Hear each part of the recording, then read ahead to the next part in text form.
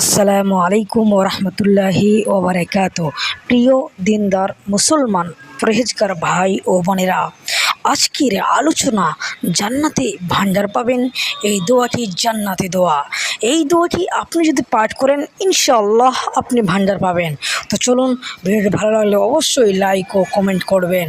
তো চলুন বন্ধুরা, দেরি না করে শুরু করা যাক। সেই দোয়াটি আমি আপনাদের সামনে বলবো।